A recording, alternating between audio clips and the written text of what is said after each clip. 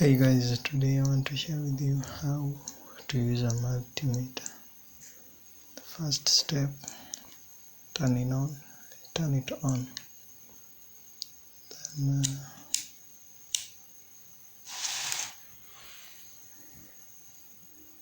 20 dCV.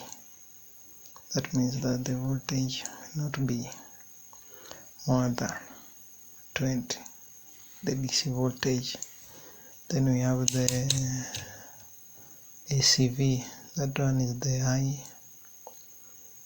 high volts AC. Then we have the continuity. That one is how to measure continuity. Thanks for watching.